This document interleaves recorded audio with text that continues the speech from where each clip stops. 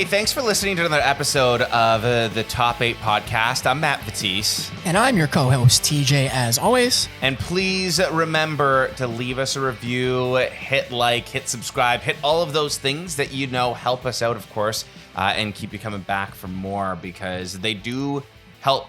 And they do help go a long way. So just a reminder, if you're enjoying our show, to actually interact with us, help us out. Give us a like on Instagram and a follow and, you know, interact. Send us a message. We're friendly. We'll shoot you a message We've back. had a lot of people lately send us messages being like, yo, we love the show, love what you talk about, even just sending us opinions on the various episodes. And honestly, I love doing it. So please send us all of the messages, share it around so that more people can find us. We appreciate it. I promise you TJ doesn't bite. Well, not hard anyways. So this episode, now that we are more than halfway through the year, dude, every single week, I swear, a new song drops or a new album drops, and I'm like, this year has been crazy so far. Seriously, though, honestly, this year has been stacked for music. Like when I went to revisit, did we say what we were doing yet? No. Okay, well, we're halfway through the year. We're halfway through the year. We're getting to that. We're doing early album of the year picks so far. Yeah. Now that we're halfway through the year, things are definitely or could or whatever might change by the actual end of the year. But I like sort of like evaluating how the year has gone over the first half. Yeah, I think that like we're gonna have some records that we're really high on right now. So I'm interested to see if they really stick with us over the course of the rest of the year into that like final year list. Yeah, because we're going to do something at the end of the year as well to kind of see what stuck and what didn't, what changed. And yeah, I'm really curious to know and revisit things. And we should save this so this way at the end of the year, we could be like, well, halfway through the year, this was our number one, but now it's over here and just kind of reevaluate things. I think that'll be really fun. 100%. So we are doing albums of the year so far. Top 8. For me, I'll kick things off. I have Aaron West and the Roaring 20s as my number 8 spot right now. In lieu of Flowers, Aaron West and the Roaring 20s is Dan Campbell of the Wonder Years, his side project, a little bit softer and slower than the Wonder Years. But, you know, the reason why I love the Wonder Years is I feel that they write so, like, their lyrics are just so emotional and they're done so well. And Aaron West and the Roaring 20s takes the lyricism of the Wonder Years, brings it into a different type of project. And that project so far has been absolutely amazing. And I've been really digging that album. I have not heard this, to be completely honest. No? So I can't really lend that much of an offer for this album. I will say I thought it did pretty good. I didn't think I had missed too many records I always add every new record that I listen to into this one playlist that I have. Right now it's got 57 hours of music in it. Wow. But I have not heard this, so I'll have to check it out. You have to add this to your list because it's been a favorite of mine. But once again, I'm a sucker for really good lyricism. Right. And Aaron West and the Roaring 20s definitely scratches that itch. Totally. What do you have at number 8? Number 8, this is a wild one for me. It kind of came out of nowhere. I had never heard this band really before. I don't know if it's going to stick with me all the way to the end of the year, but right now I'm putting it at number 8, New World Depression by Suicide Boys. Okay. I've been like for this whole year, nonstop heavy music, like constantly. So I think this one and another record that I have in my top 8 have just been kind of like palette cleansers for me. Yeah. In terms of just like emo rap, kind of that like aggressive rap style. It's just something different to listen to. But then there's some like really touching lyricism within this thing that I kind of really resonated with, which I don't know what it says about me, but this one line specifically in the song, "Are you going to see the rose in the vase or the dust on the table?" And the line is, "I was always told that boys don't cry. Why am I so broke inside? Waste time on an inner child. Motherfucker been dead since 5. So I don't know what that says about me, but that shit hit real hard. And I was like, man, they are speaking to my soul right now. And I don't know. I've been going back into it a lot. So it just came out last month though. So who knows? I haven't heard this one yet. You should listen to it. I don't know if you're really like into that style, but. So it's more of like a new metal. No, it's like an emo rap, like Nothing Nowhere. Like, I love emo rap. It's like pretty aggressive. Like they have like some like heavy instrumentals, but like more rap music. Yeah. I went through a heavy like Lil Peep and XXX and Oh, you have told me about this, yeah. Phase and Juice WRLD and Juice shit, WRLD. yeah. I loved Juice WRLD. You know, all of them. Like I went to even Trippie Redd, like in the start of his career with his first few albums. Yeah. He kind of, the reason why I liked Trippie Redd was actually because he did the rapping, but he also had like this scream that was very unique to the genre and to himself. So I really liked that. He's kind of got away with that, though, or from that, though. Yeah, he fell off hard. Yeah. And I just haven't listened to him or any of those playlists in a very long time. But I made one one emo rap playlist where it was almost like top SoundCloud rap from that era and that phase of time where, you know, I listened to a lot more at the time, but I'm like, these are the hits. And if I ever want to go back to listen to this for a little bit and scratch that itch, I have the hits here and then, you know, move on. You should definitely check it out. There's a couple songs that I would cut from this. Like, it's not a perfect album by any means. It's a little long. The last two, like, they kind of end one of their songs, The Light at the End of the Tunnel, on kind of like a somber note. And I was like, this could be the album closer. And then they kind of switch it up into like a more upbeat sound. I was like, oh, we didn't have to do all this. So I think a couple of the songs at the end could have been cut, but like overall, it's really solid. Number 7, I have Microwave's album, Let's Start Degeneracy. Yeah, I couldn't get into this one. I'm not going to lie. No, because we did that emo bands of 2010s. Yeah. And I was like, I really got into their old albums. And I was hoping that would kind of translate into listening to their new stuff more, but hasn't quite connected yet.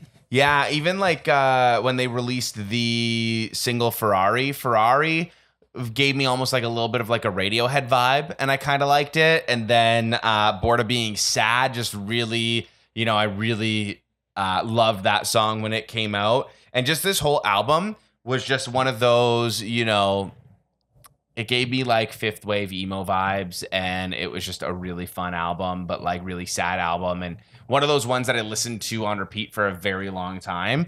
I haven't listened to it again in a while, but like when it came out, I had it on repeat for a solid amount of time, which is why it's like, it's towards the end of my list. It's there, but it's towards the end. And I think it's a really, really amazing album. It's perfect. And like, it's one of those albums that, you know, when I remember, like, if it shows up in my recommendations for Spotify and I'm looking for something to listen to, I'm like, oh yeah, this Microwave album is good. Let's go and press play on it. And I'll go back and press play on it.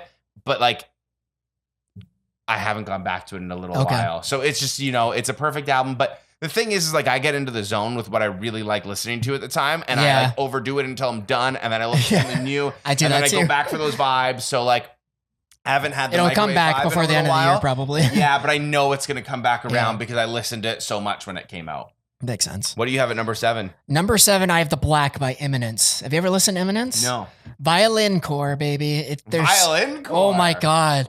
Their vocalist is a beast. He like sings, screams, and plays the violin at the same time.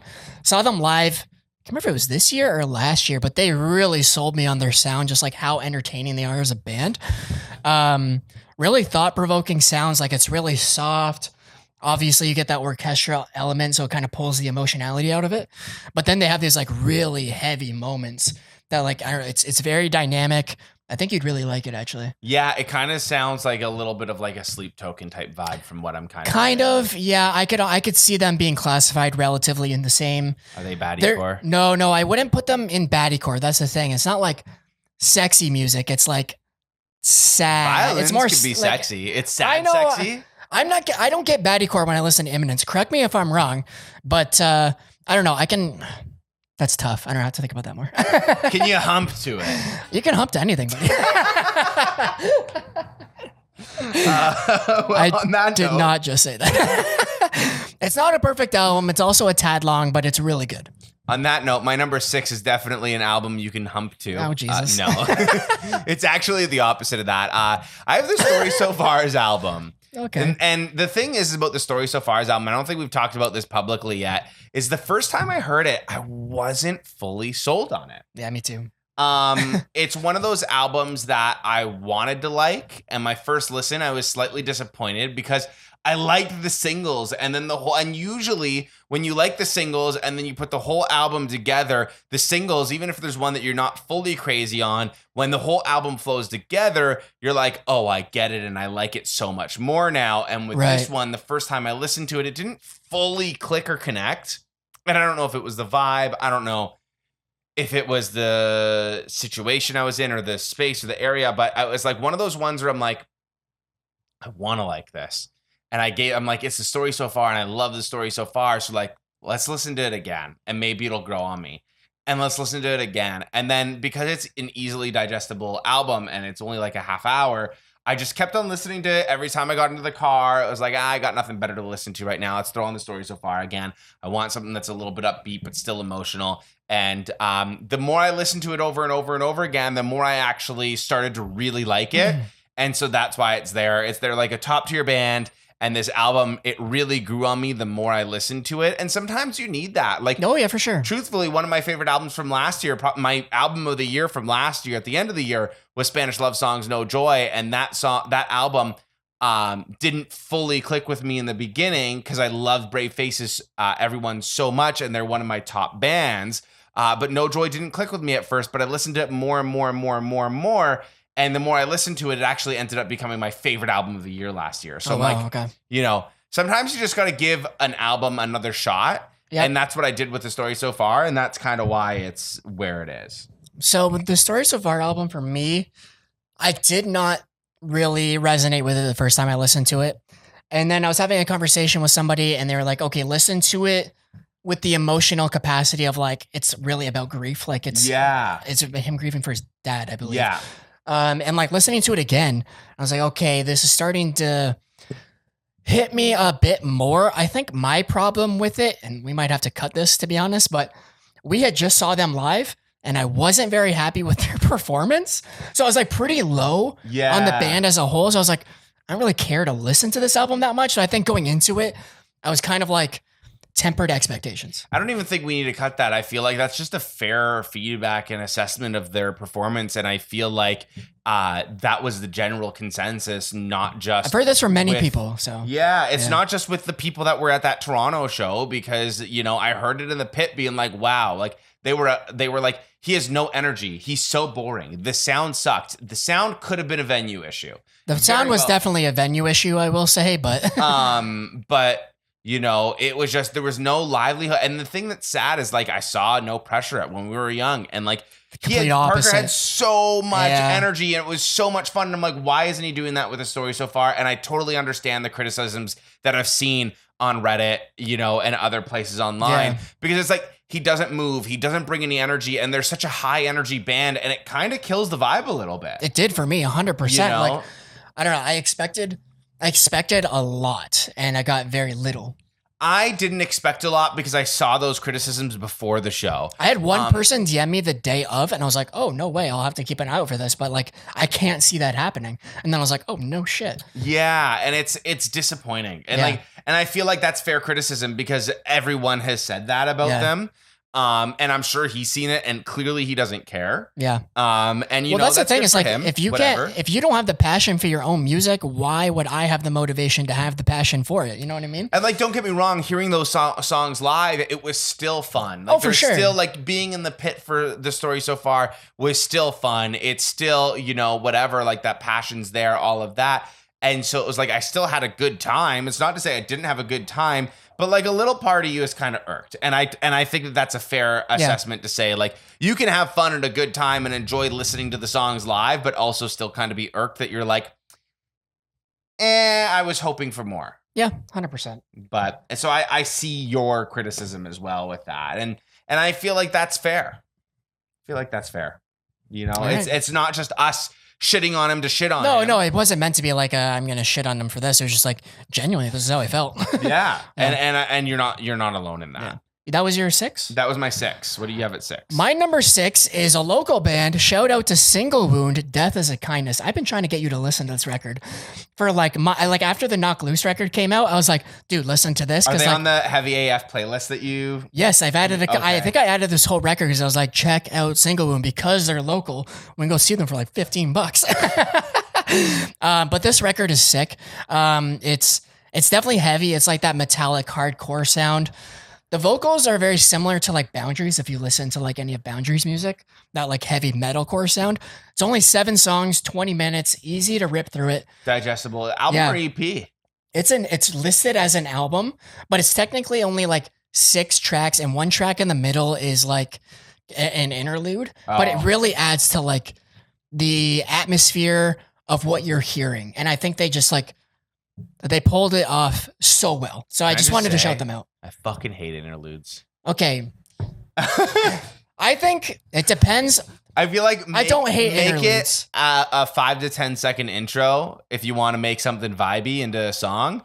But like, I don't want a minute and a half interlude that's not a song. I'm hitting skip every single time. Okay, my biggest gripe with this is intro tracks. If the intro track doesn't bleed, if it's an intro and it doesn't bleed into the actual first song, like if it doesn't Get rid of it. Yeah, don't I start don't your want- album with a fucking interlude. exactly, I don't want this. Like some of the albums that do it really well is Atreyu has one on The Curse that leads right up into Bleeding Mascara.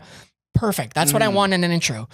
Other interludes I can deal with if it really adds atmosphere or texture to the record, like it makes me want to listen to the record in full, like this does. I can Yeah. appreciate that. That's fair. If it's a vibe and you throw There's on another- a record and there's no skip button and it's kind of like adding to the mood of the entire album, then that's fine because it feels like there's a purpose. I feel like as someone that grew up a big fan of Tool, and we kind of had this Oh, God. conversation online, you and I, like you'd never actually listened to Tool or couldn't get into them. Could not. I really liked them. They were one of those bands, like along with Nirvana, like at a young age, I really loved and really loved them growing up. But like, I'm also scarred from their interludes because they'd put like full on 3-4 minute interludes in their albums. Like Yeah, their I songs can't are do that. so long, their interludes are so long, they're so boring. Like, there's one of my favorite songs by Tool is Eulogy, and that starts out with like a minute and a half. It's basically a minute and a half intro. It's basically an interlude, and it's just the drumsticks going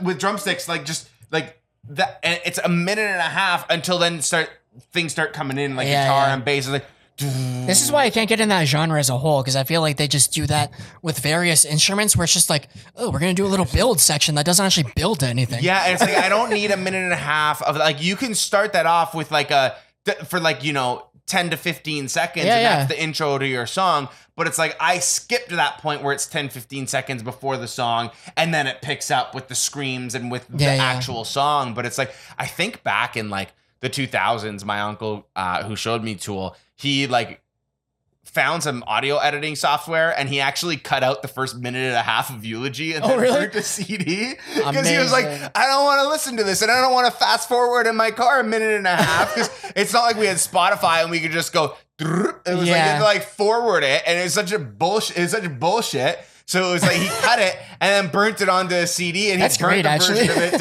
it because he was like, "Fuck this intro," and I'm like, "Yeah, fuck this intro."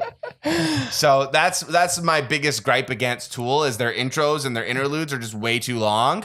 But like they do make great music, and I do still love them and listen to them to this day. There's another band on my list that's coming up later that has interludes per se, but I think they add a lot to the Mhm. record too. So like it comes and goes for Yeah, sure. yeah. Are we on my number 5 or do you do your number 6 yet? I think that was my number. Your local band. I did 6. Yeah.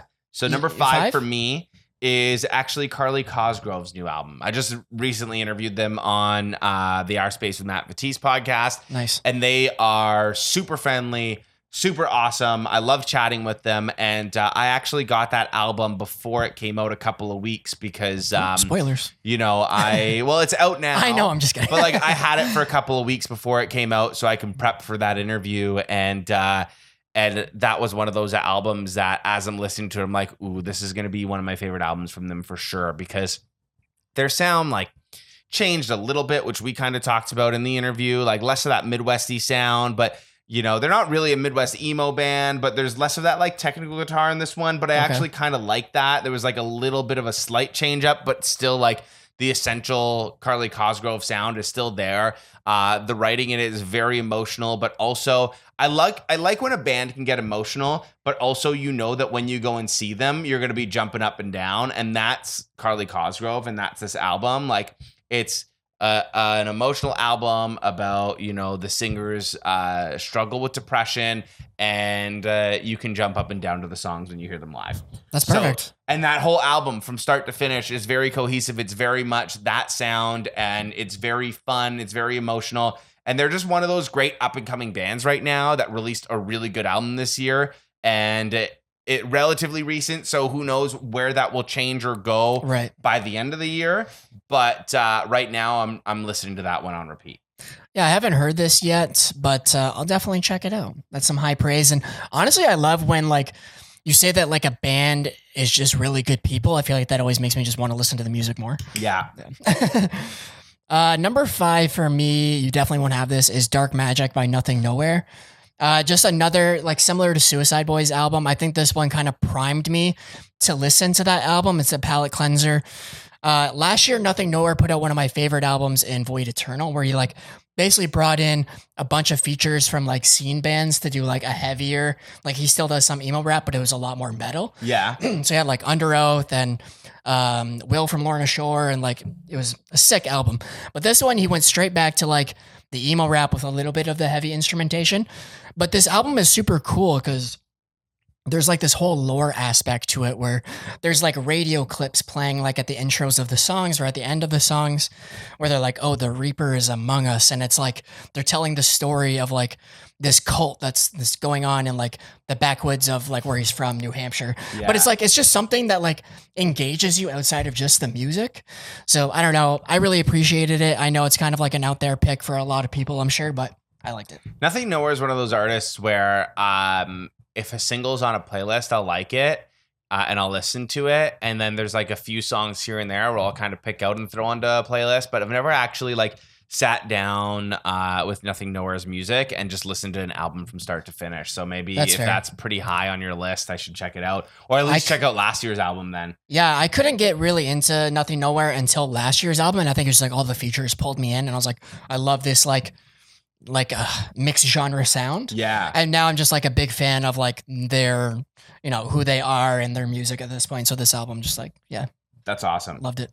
My number 4 was my number 1 when it first came out. Carpool. Listen to their album on repeat. This is another album where I reached out to them and was like, hey, love your stuff. Can we jump on the pod and talk to them? Oh, just shouting out all the guests. They sent over. But the thing is like the reason why I invite people onto my show, because you like their music, is because I like their music. Exactly, or I say yes if someone else reaches out to me, and I say yes because I like their music. And Carpool was one of those bands where like I started to really get into them, and I'm like, I like this band. They're like an up and coming band that deserves some love right now. I reached out to their team. They sent me the album and agreed to do an interview. Loved that. And their team's honestly been great with me. They invited me out to their hometown shows in Rochester. Unfortunately, I can't go that weekend, but you know, I really, really want to go to those 2 shows. But they sent me the album before it was released, so I can talk to them about that in the interview. And I was like, oh my God, this album is so good. Damn. And just listened to it on repeat, and I still will go back to it, listen to it, love it. They're one of those bands that I feel if more people found out about them, that they'd be a lot bigger right now. Like they just need that extra push in terms of people finding out about them. Right. Because they're on the up and up though, for sure. They are. They're a really, really good band. And that album is just like a polished 10 out of 10 album. Sick. 10 out of 10 album at number 4, eh? Well, the thing is my other 3 are also 10 out of 10 albums. So it's really hard. It was literally a mix up of, and more so of a recency bias with my top 5, really. Wow, that's crazy. So, I don't even think my number 1 I consider a 10 out of 10 album. Really? Yeah, no. It's just so hard for me to give a 10 out of 10. Mind you, yeah. Actually, my number 1 album is a 9 out of 10 album. But it's your favorite right now? It's my favorite right now, and I've listened to it the most so far this year. Okay, fair enough. Well, we'll talk about it then. So we'll talk about that as we come up. But what do you have at number 4? Number 4 is Death is Little More by Boundaries. This was an early album of the year contender for me. It's pretty much exactly what I wanted in like a heavy metalcore album. It's just one other band did it a bit better. It's basically just a consistent onslaught of riffs, heavy breakdowns, like intense vocal dynamics, but they also use atmosphere really well, so it's not like just nonstop heavy as shit. Yeah. But it's really good. They bring in some features towards the end. They bring in Lockie from Alpha Wolf, Marcus from Invent Animate, and somebody else that I can't quite remember, but like kind of add some different dynamics towards the end of the record where I might fall off towards the end. Okay. But yeah, it's really good. I can't say enough good things about it, to be honest. It's very heavy, though. Most of your albums is pretty heavy, and one of my honorable mentions was a heavy album, and I'm curious if it's on your list. Do you have like Moths to Flames on your list? I don't. And honestly, I wasn't a big fan of that record. No? No. Oh, I love that record. The singles were fine. It's just like, I do this a lot with like Moths to Flames. I don't know what it is about their sound, but like they can reel me in with a single really well. Mm-hmm. And then I'm really hyped on the album. And then I'm like, oh, it sounds the same. Like Moths to Flames for me is probably my number 9 because I was like, it's one of my favorite heavy albums, but like really? Okay. I don't go like from this year so far. Yeah. But I don't go to the heavy music as often as I go to the catchier, the poppier, the emo stuff, right? Like that's sense. my bread and butter is the emo and the pop punk stuff. And I still love the heavy stuff and switch it up, but it's like the mood, right? So like Moths to Flames, if I'm going to a heavy album so far that's come out this year, it's like Moths to Flames or another album that's going to that actually made my list that, you know, we'll get to after. Yeah. But my number 3 right now, speaking of emo albums, is Riley's Keep Your Cool. Oh, nice. And I did listen to this, and this record is pretty sick. It's not on my good, list, but right? it's good, yeah. It's like emo, a little bit of like post-hardcore influence. He's got some in there. screams in there too that I was not expecting whatsoever, yeah. And they're killing it right now. Like I love them. Like they're so good. I interviewed them on the show too, so like a lot of guests are popping up here. And that one is one of those ones where I'm like, what should I listen to right now? Let's throw on Riley. And like Riley also kind of feels like, it's weird. It feels like, you know, when you have one of those bands that feels like a little secret that's like just for you. Yeah. And they're like, you knew them like before they were smaller big. band. Yeah. And it's, you know, like it's that little treat of like, I know who they are before they, you know, blow up, but they also deserve to be a lot bigger. So it's like just a matter of time if they keep doing what they're doing. And this album is, I think this album's also a 10 out of 10 album, like start to finish. It's one of those albums that it's digestible, it's easy, it's catchy, it's fun, it's emo. There's that scream in there. Like it just scratches all of those itches. So I got that one at my number 3 spot. Yeah, I dig this one. I got to spend more time with it though. I did add it to my list of like, this is definitely should be considered. I'm realizing you only have 2 left. I know what they are because we talked about our favorite albums of the year, and you don't have my number 3, which is fucking insane. What's your number 3? Neck Deep Self-Titled. Oh yeah, dude, it's so good. I know. It came out so early in the year. I added it to the top of my album of the year list right away because I was like, this thing is like perfect for a pop punk album. I feel like when I'm making an album of the year list, heavier records will take priority over pop punk records. So that's why it's at 3 and not number 1. But this record, easily my second favorite Neck Deep record of all time now, because it reminds me so much of Life's Not Out to Get You.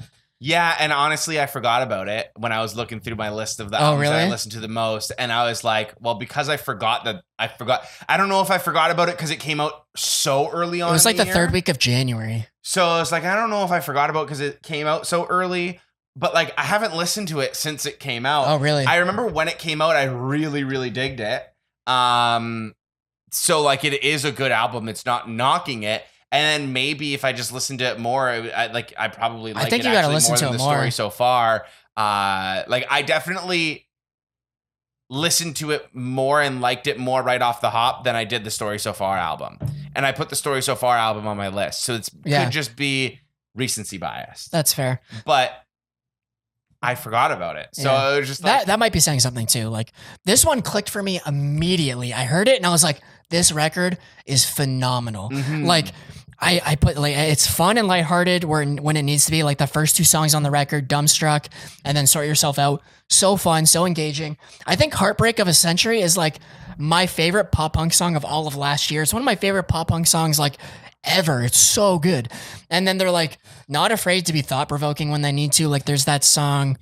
I wrote it down. I can't remember. The one where it's like, they don't mean to, but they do. It's like where like your parents fuck you up. I was like, I don't know. I fucking love that song for some reason. You know what? You're like also reminding me about this album now. And I feel like I probably should go back and listen to it more because it is we need really more bricks. Neck Deep album. Like Take Me With You. Oh, they're so good. Yeah. It should have been on my list. It's got I don't know what I would bangers. remove, but yeah. truthfully, At though, the end of the year, we're going to be talking about this, guaranteed. yeah, it might make my list again towards at the end of the year. But Also, I this found is also, I feel like, more of what I've been listening to lately and what stuck with me the most. Yeah, no, that's this fair. list, because we're halfway through the year. I don't have it on my list. It's an honorable mention, though. I forgot about it because it came out so early. It feels like it's a 2023 album. Yeah, that's fair. And I hadn't listened to it in a while. We're also like beginning of the summer now, and like maybe pop punk will start to come out a little bit more. That was my thing. I was like, it came out in January, and I was like, I wish this album came out May 1st. If this album came out a month ago, it would definitely be on my list. It would probably be in my top 3. Yeah. But I've started listening to it more and more, like, as the warm weather came back. Yeah. But I was listening to it pretty consistently before. I feel like pop punk bands shouldn't be allowed to release music in January. In winter at all. Yeah. Like, it's just, no. Yeah. But the album artwork for this is super cool, too. I feel like it matches, like, the fun, goofy vibe of the record itself. So, I don't know. I just love this album. My number 2. Our number 2, probably. I don't know. Loose. Yeah, Knock Loose is my number 2 I put as well. Knock Loose there because it's just so repeatable. It's such a good album. Yeah. It's the thing is like I've always sort of held Knock Loose to this high standard of pop culture for me. And this album, and I know for you, it's totally opposite. We've had this conversation before, but Knock Loose for me is pop culture. And now it's like Blinding Faith and all of that. Like, this album is just, oh, it's so good. I think it's honestly a close number 2 to pop culture for me. Like, it's my favorite. Well, it's my favorite album of theirs now because pop culture is an EP.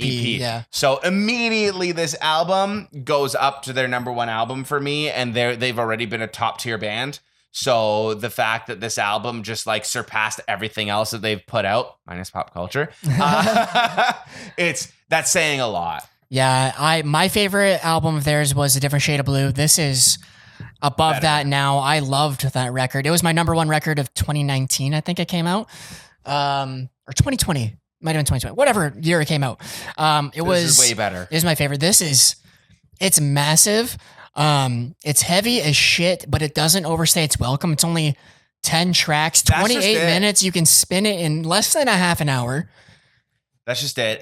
It doesn't overstay its welcome. I saw somebody describe it as the musical equivalent of an A24 horror movie, and I think that's fucking perfect because it's so creepy and like tense at times, but then it's like blistering and aggressive at other times. I don't know. I just love this record. The only reason I didn't put it at number 1 is because my number 1 has, I don't know, I feel like they're both great records, but the remaining songs that hadn't been released for the number 1 record, I can pull out and listen to individually. Whereas I think a lot of the unreleased songs for this album fit perfectly in the album, but I'm not necessarily going to them individually. Like, I'm not going to go to my way to listen to Moss Covers All because it leads directly into Take Me Home, which then I just want to listen to the rest of the record. Yeah. And with Knock Loose, it's like the singles I can pull out and listen to. But like outside of the singles and Slaughterhouse, basically. Yeah, like outside of the singles, it's like I want that album from start to finish, and that's why I love it. The album is an experience in and of itself, but you can put on any single song from our number 1 album at any point, and it's going to be going to fit no matter what. Yeah, and I feel like our number 1 album is a little bit controversial as well because I feel like a lot of people didn't like it. Dude, it was you either loved it or you hated it. Very, very divisive. Do we want to just say what it is? One last thing I wanted to say about Knock Loose. Yeah. Sit and Mourn is probably my favorite moment on that record. When he yells out, "You won't go before you're supposed to," it makes me want to run through my fucking wall. Like, that's just Knock Loose. Knock Loose always makes me want to run through the wall. It's so good. But I will say, like, the singles are my favorite songs on the record. So it's like, I think they kind of gave me the minus best. Sit and Mourn. Minus Sit and Mourn. Yeah, that's like number 2. And then the singles are like 1 to 4. But I think they kind of gave me the best and up front, which I was like, okay. But like the record is still phenomenal. That's just like the smallest of comments. But anyways, our number 1, obviously very divisive. Post-Human, Next Gen, Bring Me the Horizon. Yeah, and this is just one of those ones where like I put it on at first and I didn't know how to feel about it. Yeah, because you were like, I don't know if I'm feeling this at first. Because I was like, okay, I've heard majority of the singles, and then I'm listening to it, and I was kind of like, okay, here's the thing with that album. It felt very much like they were trying to take all of the best things from the 2000s and incorporate them into songs. So all of the best portions of the two, and that's what I felt. And like, maybe it's because I saw like a negative take about it in the beginning, like before I even listened to the album, I saw some like criticism on it, and someone said that it sounded like AI wrote it. And I was like, basically like off of nostalgia 2000 sound. And I think because I saw that take and then listened to it, maybe that was just in the back of my mind. Like preformed your opinion. Yeah. And without listening to it on like a clean slate. But I was like, listening to it, I'm like, you know what? Yeah, it is really taking all of the best things from the 2000s and encapsulating them into this album. Maybe that's where the divisiveness comes from. Like, some people think that's like cringy or not a good thing to do. For me, it's like that, like, Bring Me the Horizon's love letter to the music we grew up on. I think, yeah, and that's why I ended up loving it so much. And I listened to it the first time and I'm like, I don't know how to feel about this. But I'm like, it's good, but I don't know how to feel about this. So it was like in the back of my mind, I knew it was good. And then I listened to it again and I'm like, yeah, this album is good. And then I listened to it again. I'm like, fuck, this album's great. Dude. And then I listened to it again and I'm like, I know every single word to every single song except for one. And this is the reason why I said it's a 9 out of 10 album for me. Okay. There's one song I skip every single fucking time. No, I like Rip. Oh, Rip really? is okay. That's probably my like second least favorite song, to be honest. Oh, what it's song? Pussy. Oh, well, I mean, that's like it's an OST.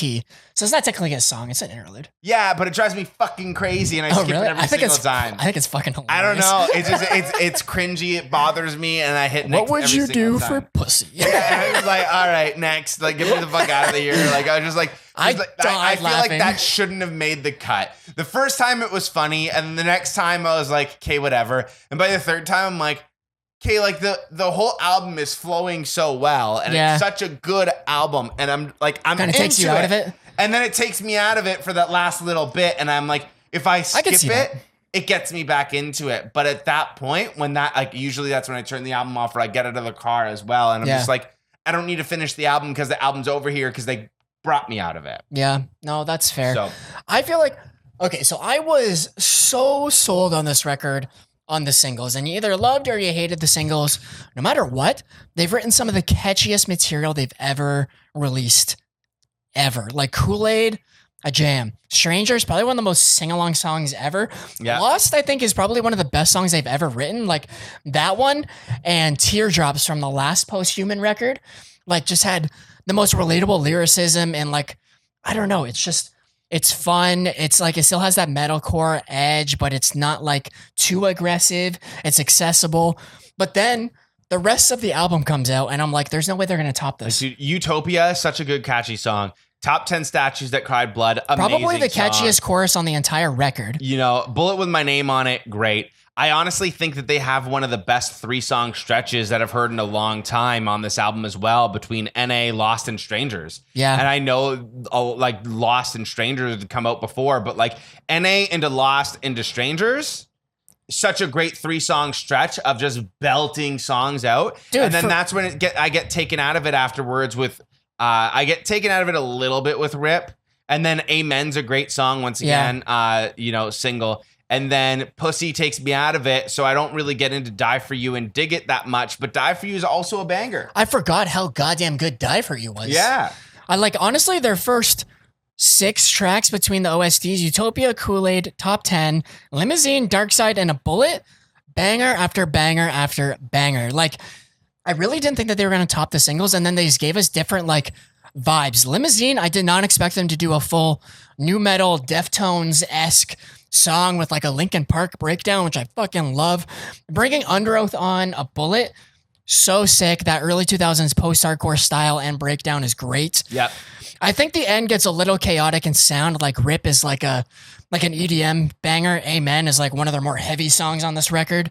So it's kind of like bouncing around all over the place, but I think getting towards the end of the album, it is relatively long. It's like 55 minutes, but it's a quick 55 minutes. Well, that's just it too. So it was like when I first saw the album, I was like, oh, it's also a long album. I'm like, and so I kind of got taken out of it halfway through. But then it's like the more I listen to it, the longer I listen to it, I'm just like, geez, these songs are just, It's the most repeatable album for me to listen to as well. And so far, it's been my go-to. Like, I get into the car, what do I want to listen to? Open it up. It's right there on my recently played on Spotify. And I'm like, let's just do it again. Let's just do it again. Let's just do it again. And it's was me too. It's going to be my number one album on Spotify this year for sure. Yeah, 100%. Like, I would be shocked if it wasn't. So. Yeah, right now, in terms of the number of streams, I've listened to Knock Loose more just because it's shorter. But I've spent more time with this album just because it's longer. Absolutely. The other thing, my only main critique of this album was Utopia. I don't like as the first song. I think it has the best opening lyrics. Like, there's a place I want to take you, but I'm not quite there myself. Just like a headspace of like, I'm not okay. It's okay to not be okay. We're in this together. But the song itself sounds to me very back half. Like, it's a song I want to hear like a mid to back half towards the song. back of the album. It's like it's very emotional, like pulling you in. That was my only critique. Yeah, I found that. So it's like a 9.9 for me. Because of that 3-song stretch, and because I loved NA so much immediately, I found myself starting the album at NA a lot of the time. Oh, really? So I just go NA, go through that stretch, and then rip around and go it on repeat. And then for me at that point, because I've listened to that and then I've skipped Pussy and then I've gone over, I go over, then the album starts over from the top, and then Utopia's there. I'm like, oh, okay, like I actually love this song because I'm listening to it sort of like halfway through. I'm almost like starting it in the middle and going down and around. I always feel like I get through that first section, the Utopia Kool-Aid, through a bullet, and I'm like, man, all the bangers are done. And then all of a sudden, NA, Lost, Strangers, and Rip, and I'm like, oh no, we're just getting started. I don't know. I love this record. Yeah, it's a perfect. I love it. I love it so much. But yeah, those are our top 8 records for both of us. Usually when it comes to things that are so subjective like this, we don't do a collective list.